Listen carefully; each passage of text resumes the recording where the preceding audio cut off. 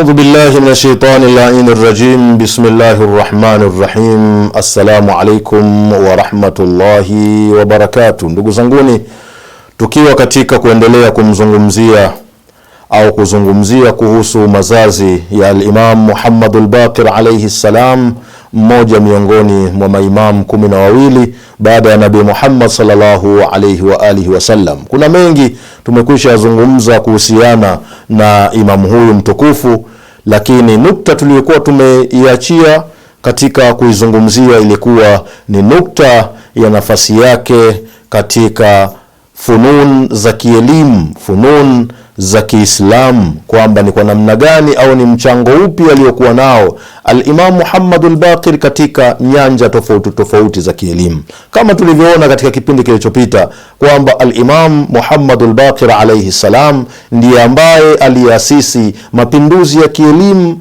katika ardhi ya Madina baada ya kuwa elimu inaanza kupotea na watu wanaanza kuacha mrengo wa Nabii Muhammad sallallahu alayhi wa alihi wasallam. Lakini kwa haraka tutaangalia mchango wake al-Imam al-Baqir alayhi salam katika fani hizi tofauti tofauti, ambayo ni fani ya at-tafsir, kwamba alikuwa na nafasi gani, alitumikia vipi fani hii katika uimamu wake. Lakini vile vile katika fani ya hadithi, kwamba al-Imam Muhammad al-Baqir alikuwa na dauru gani katika utawala wake kwenye nyanja ya hadithi. Lakini vile vile katika ilmu al-kalam alikuwa na nafasi gani. Ndugu zanguni, tukianza na katika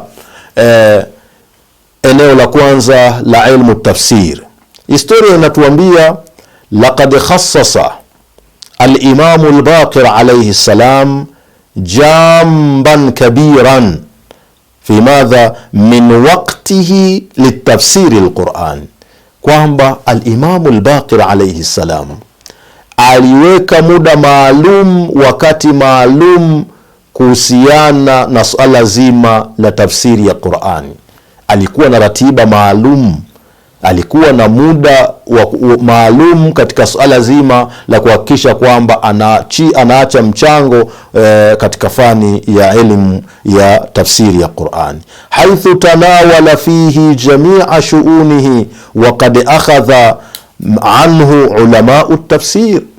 Maulama wa tafsir wamefaidika na riwayati nyingi kutoka kwa al-Imam al-Baqir alayhi salam zinazohusiana na tafsiri, ala ikhtilafi araihim wa muyulihim, katika utofauti wa rai zao na mapenzi yao au ile mitazamo yao.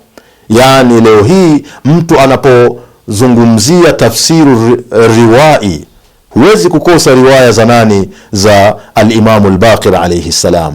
Ukisema unaenda kwenye tafsiri ya Qur'ani kwa mujibu wa fiqh, kwa masuala ya kifiqh, utakuta riwaya za al-Imam Muhammad al-Baqir. Ukisema unaenda kwenye tafsiru al-adabi, huwezi kukosa maneno ya nani? Ya al-Imam al-Baqir kuhusiana na tafsiri ya Qur'ani. Kwa hiyo kila mfasiri wa Qur'ani amefaidika na maneno na riwaya za al-Imam Muhammad al-Baqir alayhi afdalu salatu wassalam. Hii ilikuwa kwa ufupi ni katika sehemu ya tafsiri. Lakini katika sehemu ya hadithi ni kwa namna gani al-Imam Muhammad al-Baqir ametoa mchango wake mkubwa katika kuhusiana na elimu ya hadithi. Historia inatuambia laqad aula al-Imam Abu Ja'far, alitilia umuhimu wa kipekee al-Imam Muhammad al-Baqir ambaye ni baba wa Ja'far المزيد من اهتمامه للحديث الوارد عن جده رسول الله صلى الله عليه وآله وسلم. Alijitahidi sana kuhakikisha kwamba na suala zima la hadithi ni katika vipaumbele vyake, riwaya, kuhakikisha kwamba riwaya za Nabii Muhammad sallallahu alayhi wa alihi wasallam, mapokeo kutoka kwa Nabii Muhammad yanafika kwa Waislamu, yanafika kwenye umma wa Kiislamu, wa an abaihi al-a'imma at-tayyibin, lakini vile vile maneno kutoka kwa baba zake wa maimamu watukufu وقد روى عنه جابر bin Yazid al-Ju'fi 70,000 hadith, kiasi kwamba Jabir bin Yazid al-Ju'fi aliweza kupokea riwaya 70,000 kutoka kwa nani? Kwa al-Imam Muhammad al-Baqir alayhi afdalu salatu wassalam. Lakini vile vile wa Abani bin Taghrib majmua kabira, naye alipokea riwaya nyingi, hadithi nyingi kutoka kwa nani? Kwa al-Imam Muhammad al-Baqir, kama ruya anhu ghayruhuma min a'lami ashabihi ta'ifatun kabira min al-akhbar, kama vile walivyopokea wengine kundi kubwa la riwayati kutoka kwa al-Imam Muhammad al-Baqir. Kwa hiyo al-Imam Muhammad al-Baqir alikuwa na nafasi kubwa katika kuhakikisha riwaya na hadithi za Nabii Muhammad sallallahu alayhi wa alihi na za maimamu wengine zinaendelea kubakia na zinawafikia Waislamu wote duniani. Inshallah katika kipindi kijacho tutaendelea kuangalia nafasi yake katika Uislamu. Walhamdulillahi rabbil alamin. Wassalamu alaykum wa rahmatullah.